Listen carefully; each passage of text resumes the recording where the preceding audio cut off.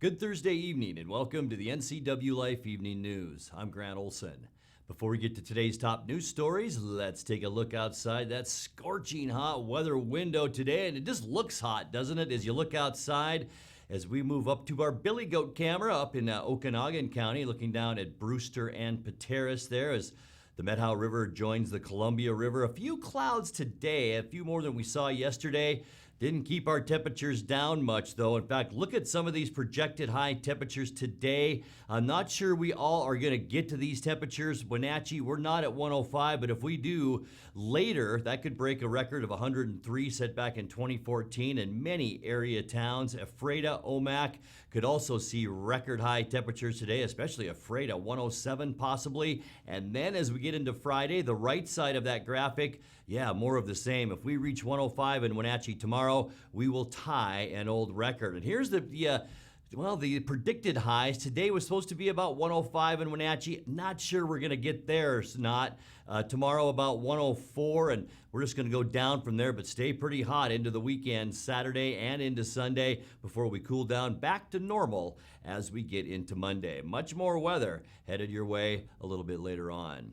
And now a few of the stories we're following for you tonight. Fire officials are crediting a good alarm system and fast-acting maintenance worker with saving St. Paul's Lutheran Church from extensive fire damage Wednesday night.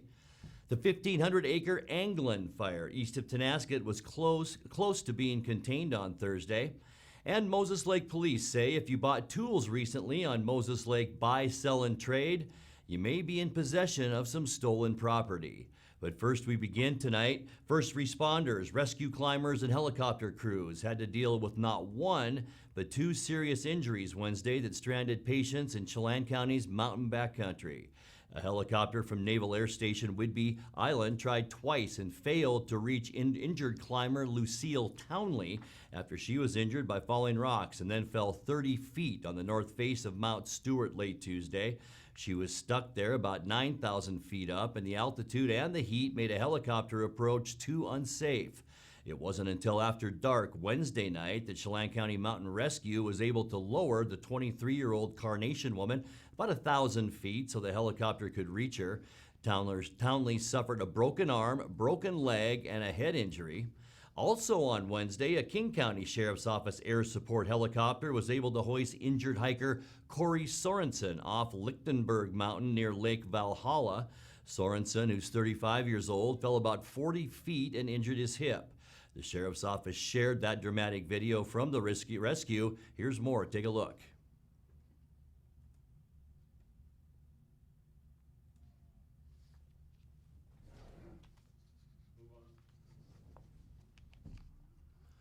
In other news, fire officials are crediting a good alarm system and a fast-acting maintenance worker with saving St. Paul's Lutheran Church from extensive fire damage Wednesday night. About 6:41, a light fixture in the Wenatchee Church's kitchen caught on fire, triggering the alarm system. Maintenance worker Frank Doffelmeyer, who was on second floor wrapping up work for the day, arrived in the kitchen to find the ceiling on fire and flames dropping on the floor. Chelan Fire District 1 spokeswoman Kay McKellar said Doffelmeyer used a chemical fire extinguisher to stop the spread of the fire and then evacuated the building on Palouse Street. District 1 Fire Chief Brian Brett said Doffelmeyer's quick action slowed the fire and minimized damage to that building. Firefighters ventilated the building and made sure everything was out before leaving about 8:50. Well, the 1,500-acre Anglin Fire east of Tonasket was close to being contained on Thursday as firefighters concentrated on hot spots inside their fire lines and the Interagency Incident Management Team begins demobilizing. The fire started Monday night off Highway 20 and Cayuse Mountain Road and quickly burned more than 1,000 acres, damaged a home, and destroyed two outbuildings. All evacuation notices have been lifted on the fire about 8 miles outside Tonasket.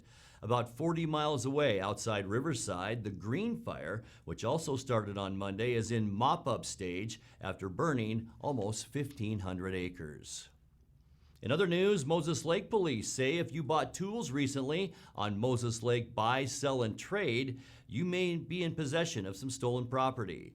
But if you turn them in, you won't be charged. The mostly Ryobi battery-powdered tools were stolen recently in the Lower Basin Homes area and reportedly sold on the online site. The department says they're most interested in getting the tools back to the victim who needs them for work and then arresting the person who stole them. Coming up next here on the NCWLIFE channel, the Wenatchee School District last night approved a so-called Smart Restart plan that launches the 2021 school year without classrooms. We'll have the latest on the COVID-19 situation at Confluence Health. And the United States Department of Agriculture is asking the public to turn in seeds they received that may have been shipped into the United States illegally from China. I'm Grant Olson, and you're watching the NCWLIFE Evening News.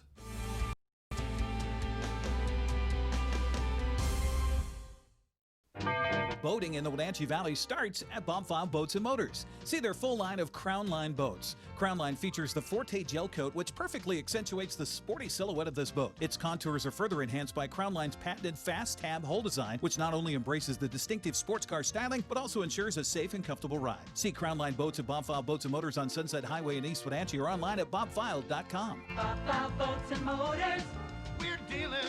Bob File's gonna make you smile. Nissan is the value leader in new cars and SUVs. Check out these new models starting at under $20,000. The all-new Versa from $17,020. The all-new Sentra from $17,400. And the all-new Kicks from $17,995. Now you can have the Nissan style, performance, and reliability, all for under $20,000. And they're all here at Town Nissan, up behind Costco in East Wenatchee.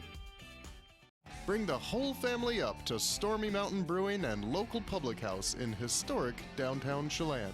Applewood smoked brisket, street-style tacos, and our award-winning barbecue rubs and sauces. Our meals pair perfectly with our exciting lineup of craft ales, made right here in Chelan. We've got room for big groups, or give us a call for catering. So grab the kids and check out the fun at Stormy Mountain Brewing and local public house located in the heart of Chelan.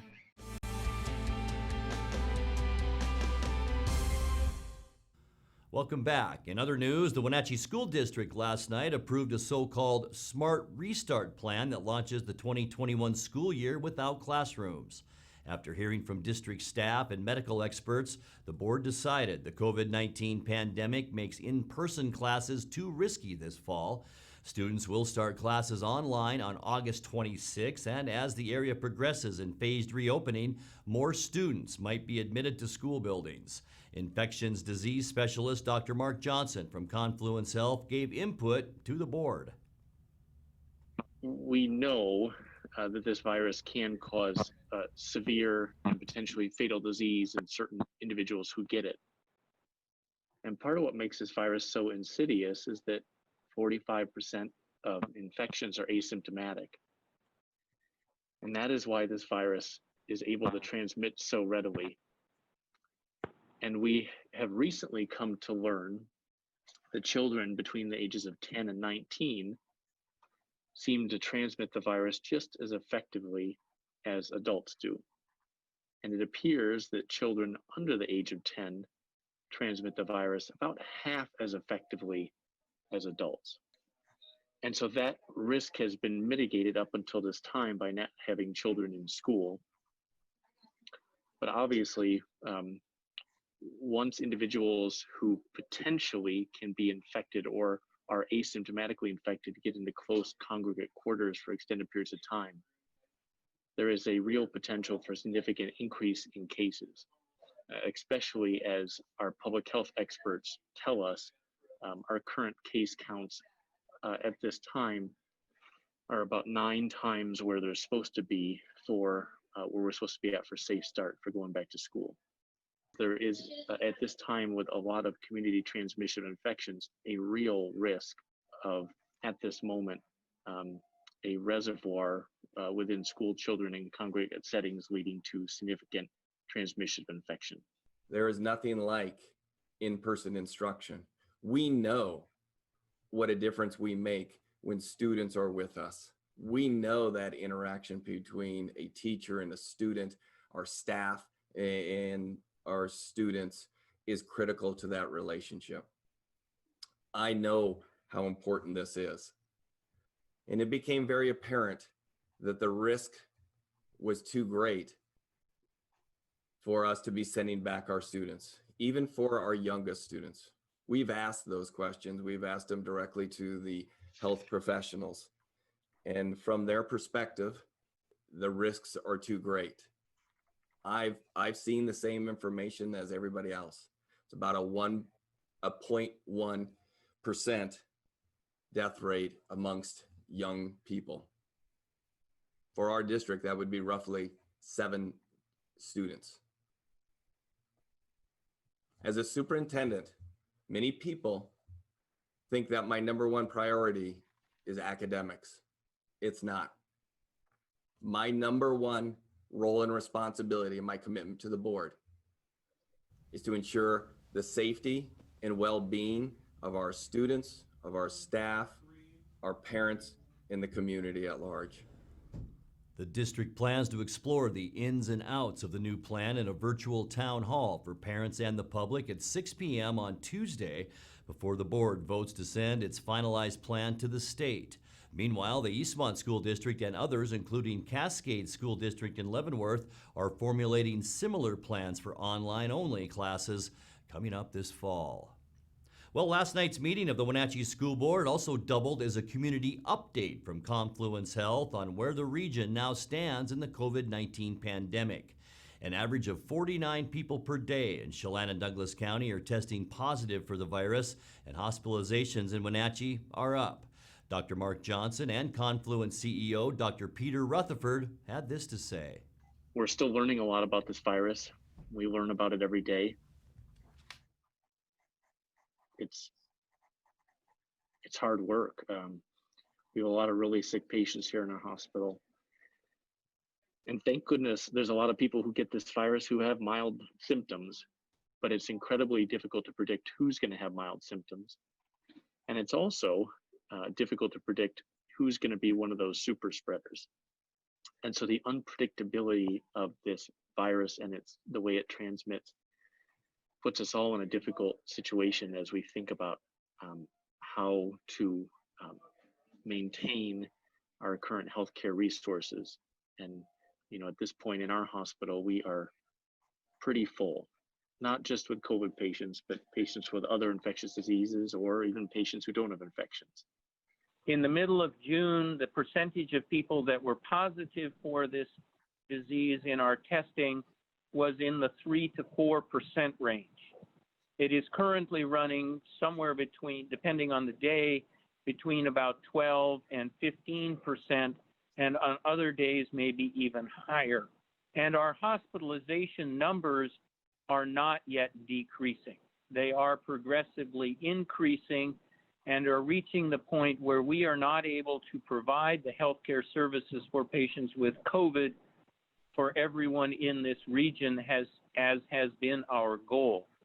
We are now on a diversion status and are sending people to other places in the state. We were sending them to other hospitals in Eastern Washington, but most of them are now full, and so patients are having to go to Western Washington for hospital care.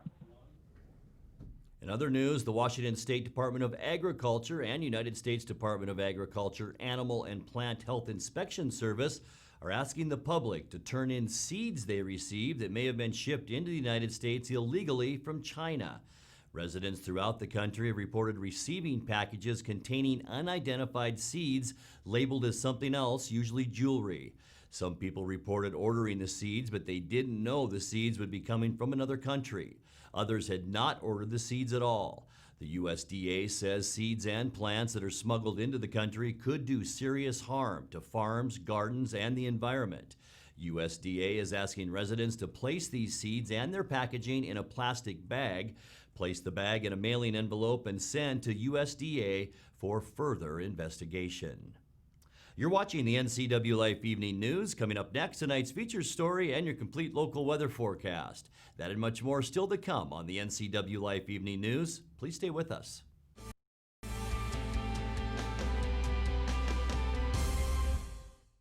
The two hottest pickups in America are at Town Chrysler Jeep Dodge Ram. First, the Ram 1500 with back-to-back Truck of the Year awards from Motor Trend, and now the Car and Driver 10 Best list for 2020. They call it a luxury sedan with pickup capabilities. Ram is on a roll now with third-generation EcoDiesel power. Next up, the Jeep Gladiator, also a 2020 10 Best model based on the new award-winning Jeep Wrangler. It has options and capabilities that no other truck can offer. Two more reasons when it comes to buying a truck: there's no reason to leave town. Family roles change with time. You may find yourself being an unpaid caregiver to a loved one. Caregiving can be rewarding, but also stressful. Taking care of yourself is vital. Aging and Adult Care of Central Washington has low or no cost services for unpaid caregivers, such as in-home support, care supplies, and counseling. Connect in your local area by calling Aging and Adult Care at 800-572-4459 and mention you're interested in caregiver support. Traditional values and innovation in honoring the life of each family we serve is part of the ministry of Heritage Memorial Chapel. Our staff is committed to walk with your family with compassion through this time of grief. We are here to help and here to serve, the right kind of help when you need it most. Heritage Memorial Chapel.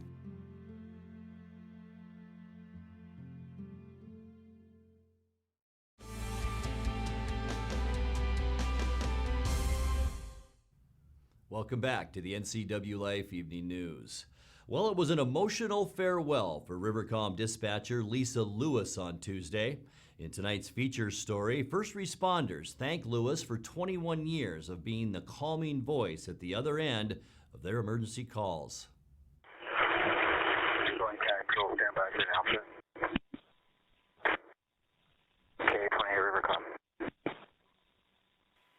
K28. Lisa Lewis, on behalf of Rivercom Dispatch, all fire, EMS, and law enforcement agencies in Chelan and Douglas County.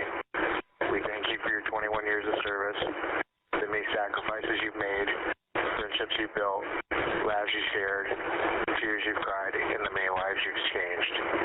Thank you for serving and protecting the citizens and first responders of this valley, and for helping us make it home safe to our families after every shift. It's been an honor to work with you. Congratulations, and best of luck on your new adventure. RC-22, out of service, 1641.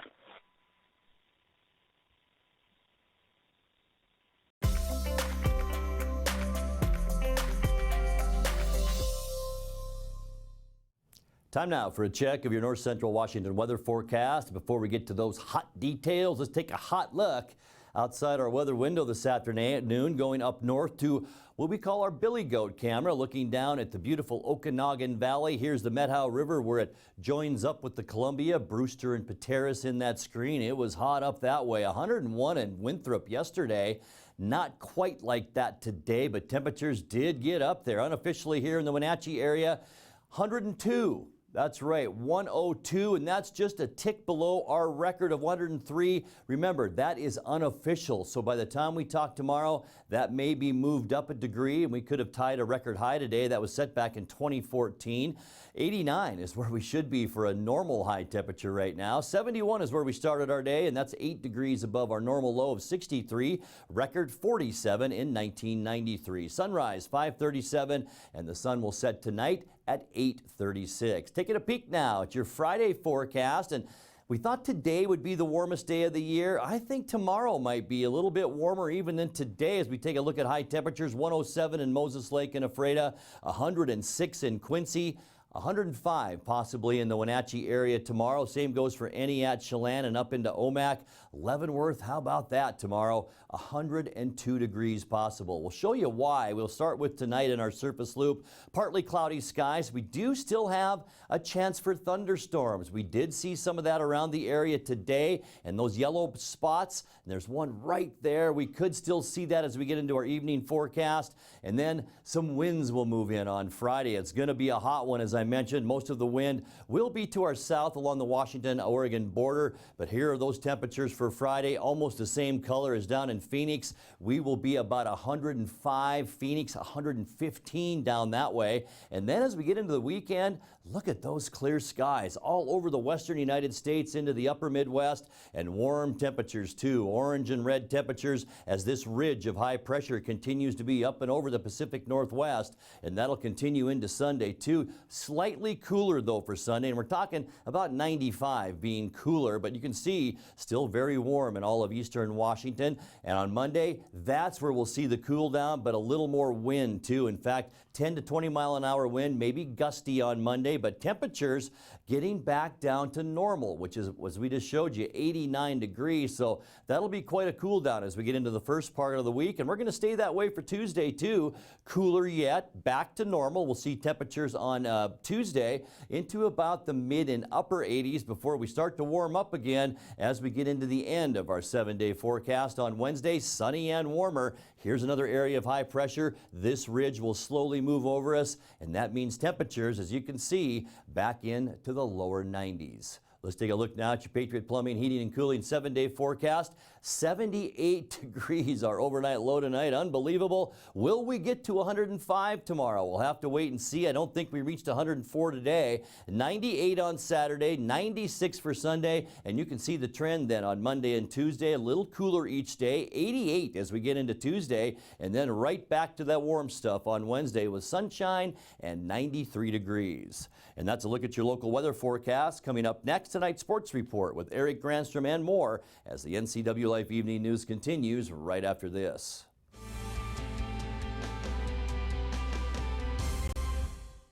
This is Caitlin Hedersheet, the producer of the NCWLIFE magazine.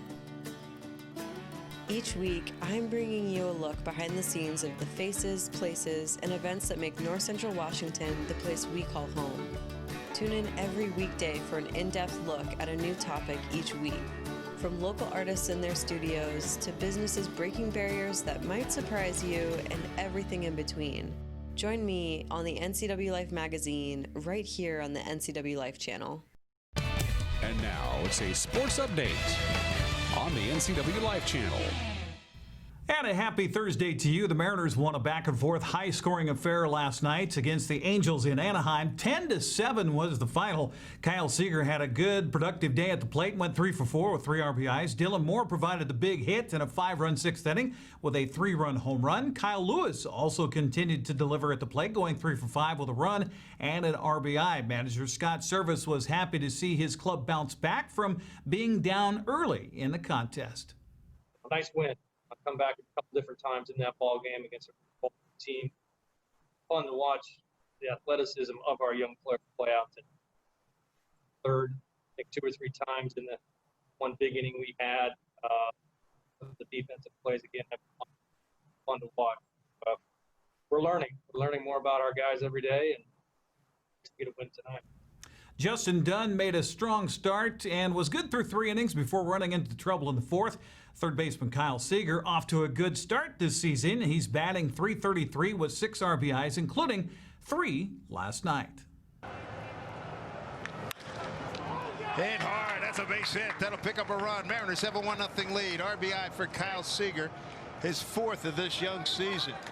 That's his 6th hit. Solid line drive, base hit into right field. First pitch fastball to him.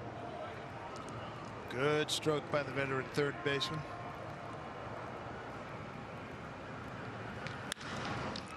And there's a base hit into the gap. Scoring easily is Crawford. Lewis to third. Kyle Seager with his 2nd RBI this evening. He's accounted for both runs for Seattle. And he's able to get a fastball, probably middle away. Drives it back up the middle. He's hit the ball hard a couple of times. Picked up a couple of RBIs for it. And another good situation for Kyle Seager.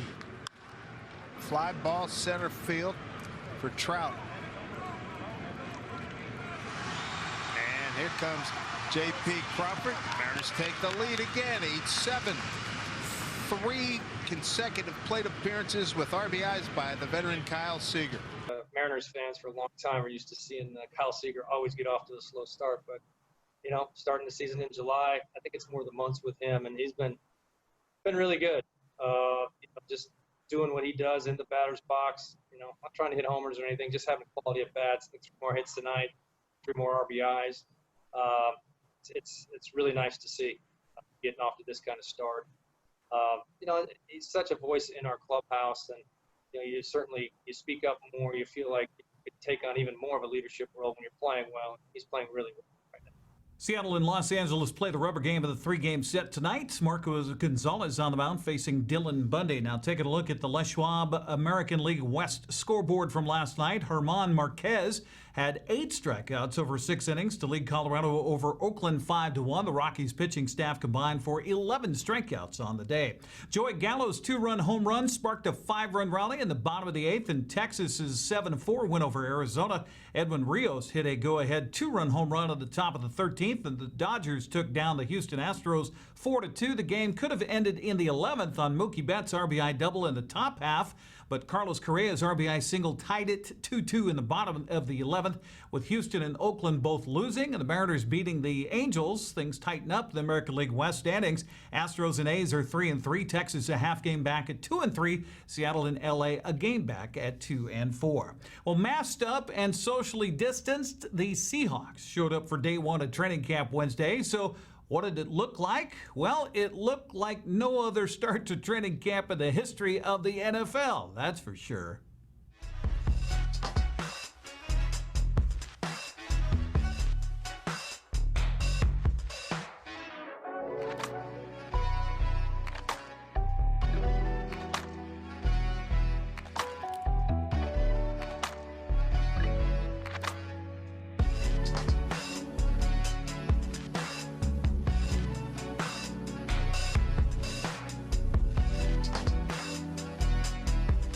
Awesome, now that we back.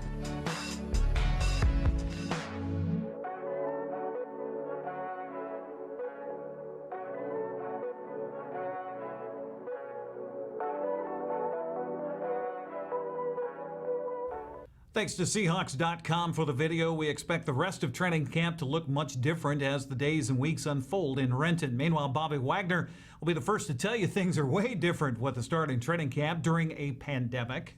It's a lot different. Normally be in the building, I would be able to be around the guys. Obviously we'd be practicing, things of that nature. So, just basically we just been testing. So testing and Zoom calls, kind of similar to what we did in the off season. So a lot of it is just getting understanding about, COVID, getting tested and making sure everybody is being smart and disciplined, because we'll have to be to get this thing done. Seahawks and the NFL are taking extreme measures to ensure COVID doesn't shut things down before they can even get started. Wagner says as team captain, he's taking the responsibility to warn younger players about how their actions could impact more than just themselves. I think this year is going to be a year that we've never experienced before, especially for rookies. The rookies don't even know what to expect going in, and it's going to be nothing like any of us have seen before. So I think discipline is going to be the biggest things. Understanding we're not going to be able to do the things that we normally do. And we have to think about not just ourselves, but our families, other people's families, and understand, if we do something reckless or do something that, going against what we're trying to do, it doesn't just affect you and your family, it affects everybody else. So we just got to be really smart about it, understand the task at hand, the challenge at hand, and, really think about others. This is a time to really think about others. Hey, don't forget Hockey Night tonight, Salmon Arm and Wenatchee Wild, 7 o'clock right here. That's sports. Grant, back to you. Thank you very much, Eric. Now let's check in with Dan Kuntz for a look at what's coming up tomorrow morning on Wake Up Wenatchee Valley. Dan? Thank you very much, Grant. Tomorrow is Friday. It's the last day of the month, and I know I oftentimes promise you a really good show on Fridays. I almost never deliver on that promise. It's not like we don't try, but sometimes it's an uphill struggle. Tomorrow's edition of Wake Up Wenatchee Valley is an absolute don't miss. That's called a tease.